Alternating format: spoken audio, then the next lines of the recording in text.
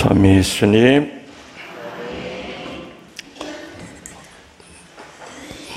범죄를 저지를 때 말이죠,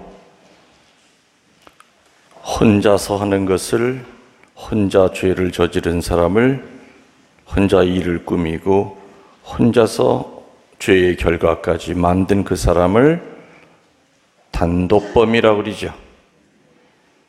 근데 어떤 범죄는 한 사람이 저지른 것이 아니라 여러 사람이 공모해서 죄를 저지른 경우가 있어요.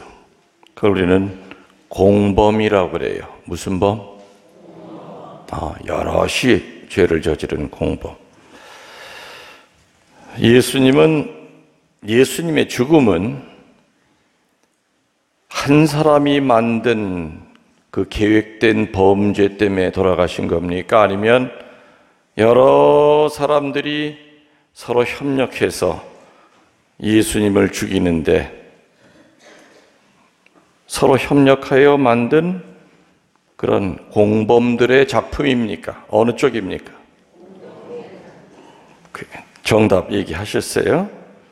자, 그러면 그 공범 중에서 누가 주범이냐, 누가 협력자냐, 이런 걸 떠나서요, 여러분 생각나시는 대로 그러면 예수님 죽음에 관여했던, 죄를 지었던 인간들이 누구누구 있을까요? 생각나는 대로 얘기해 보세요. 유다스? 예, 당연하죠. 또 누구요? 바리사이파 율법학자, 또 백성들, 또요? 공범이 딱 그렇게 세 부류예요?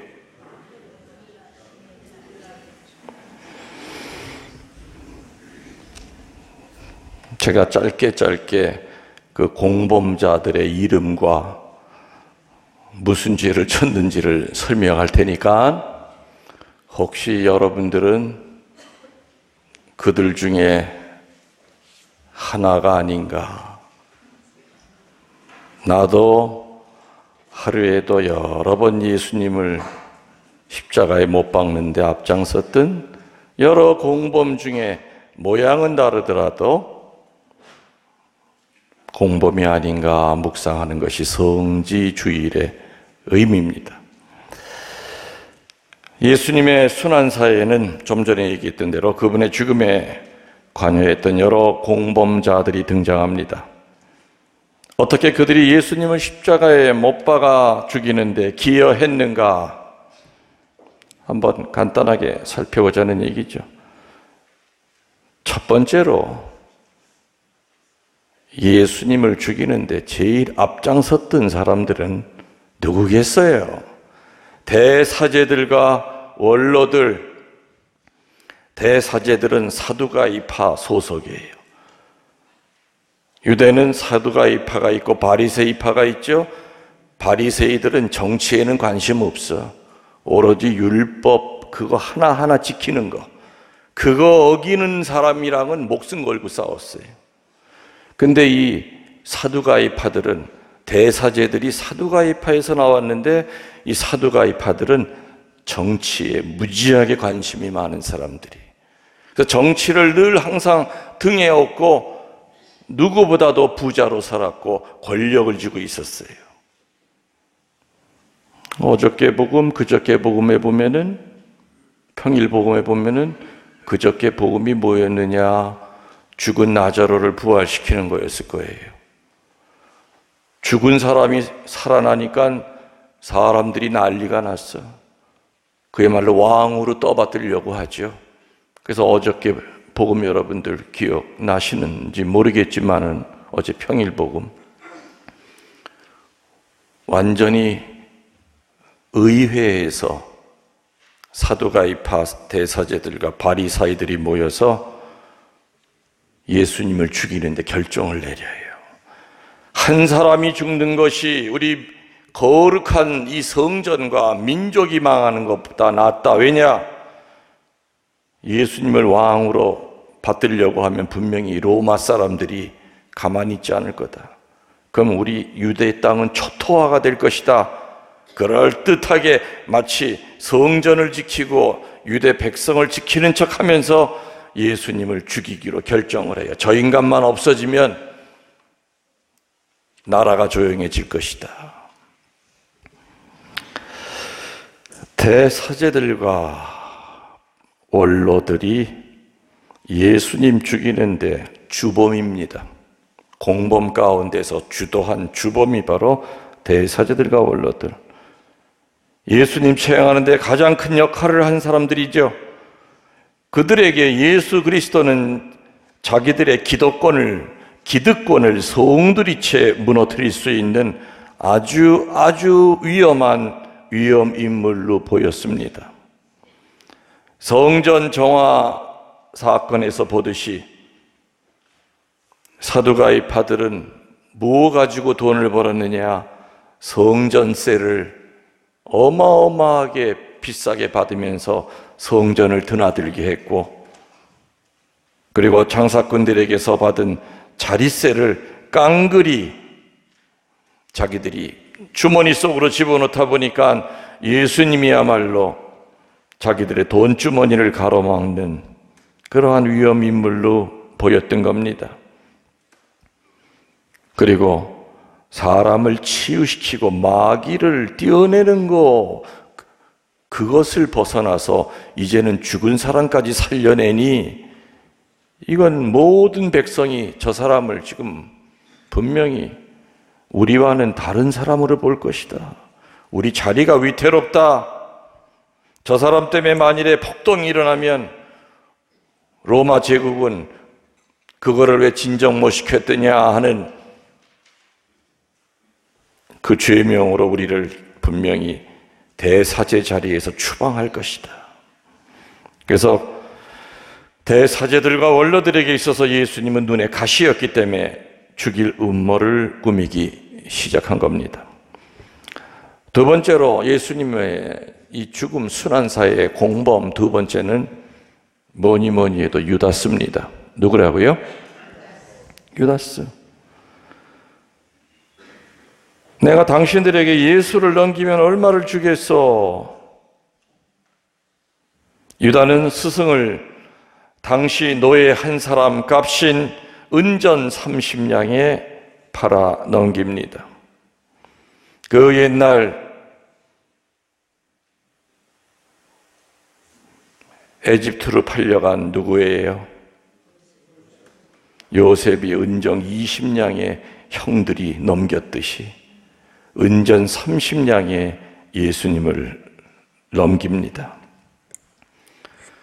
이처럼 돈에 대한 욕심은 인간을 눈멀게 합니다. 돈이 바로 하느님인 사람에게는 어쩌면 당연한 일일 겁니다. 신앙이 뭐가 중요해? 돈이 중요하지. 돈 없으면 신앙생활도 못해.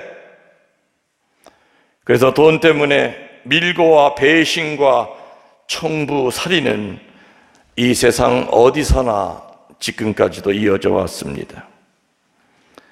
유다스는 자기가 원하는 모습대로의 예수님을 그리고 있는 사람들의 대표적인 인물입니다. 나에게 예수님은 이런 사람이어야만 돼. 내가 원하는 대로 내가 원하는 시간에 내 입맛에 딱 맞게 늘 하느님은 내가 원하는 거 준비하고 있어야 돼요. 하느님을 자판기로 하는 사람들이죠. 돈 넣고 지 입맛에 만든 거 누르기만 하면 털커덕 하고 튀어나오듯이 이 자판기 신앙을 갖고 있는 사람,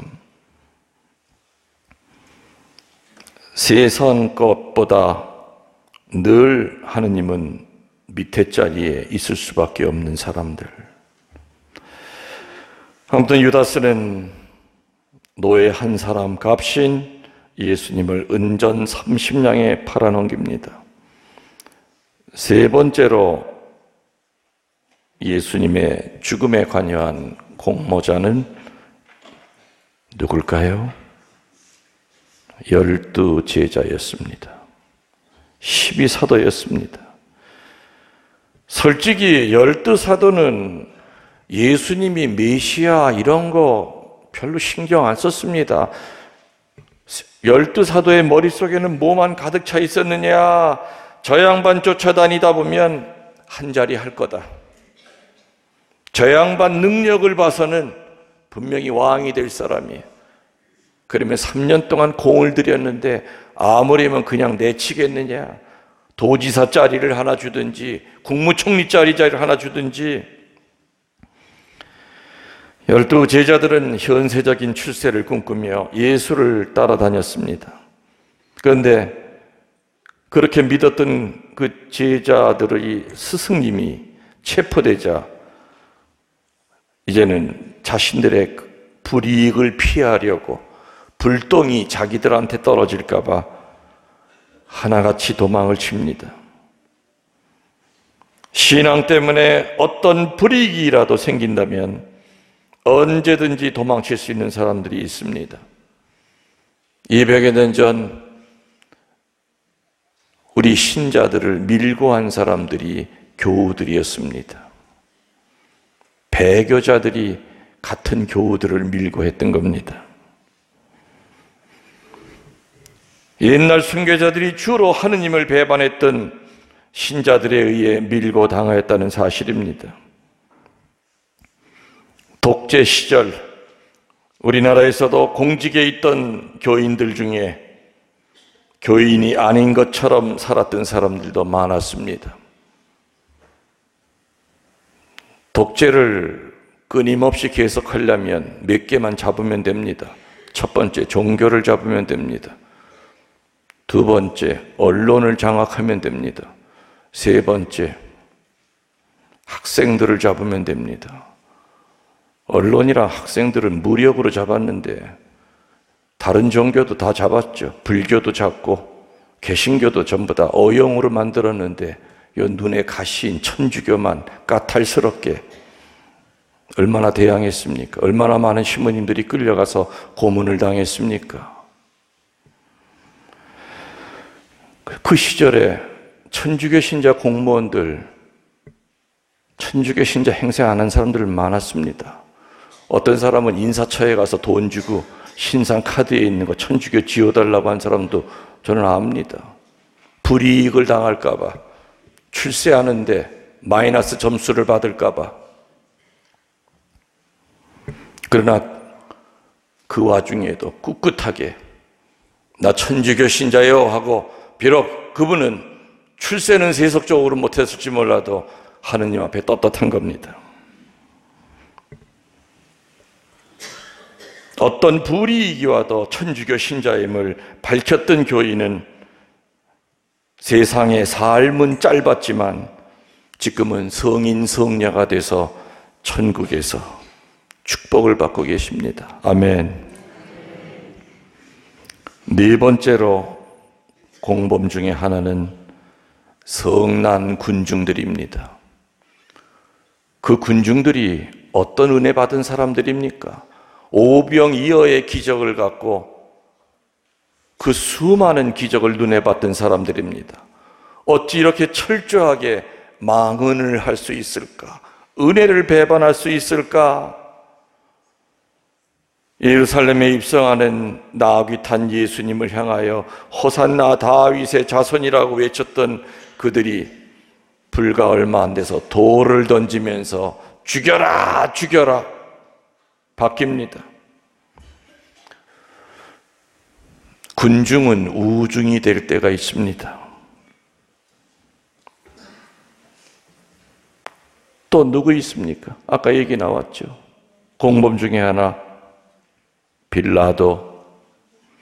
오늘 복음에 보면 빌라도는 자기 양심으로 보면은 죄가 없어요. 그렇죠? 몇 번인가 살려주려고 애를 썼는데 자꾸만. 그래도 빌라도는 안 돼. 아무리 생각해도 이 사람 죄가 없어. 그랬다면 아마 지금 성인 성 빌라도가 돼 있을지도 몰라요.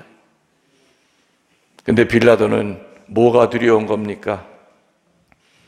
만일에 내가 이 사람을 놔줬을 때 폭동이 일어나서 그 얘기가 로마에 전달이 되면은, 동양 보고가 되면은 자기 자리가 위태롭죠. 정치 생명에 영향을 줄까봐 예수님을 결국에는 불의에 맞서서 의로움을 펴지 못하고 예수님을 내줍니다. 그리고 손을 씻습니다. 니들 죽이든 살리든 마음대로 해라. 그 대신 발라바를 죽여라.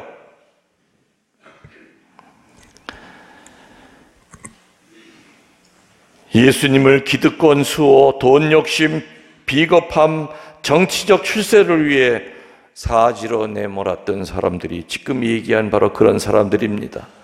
대사제와 원로들, 유다스, 12제자, 성난 군중들, 빌라도, 이렇게 예수님의 죽음은 여러 인간들의 죄악의 공모 작품입니다.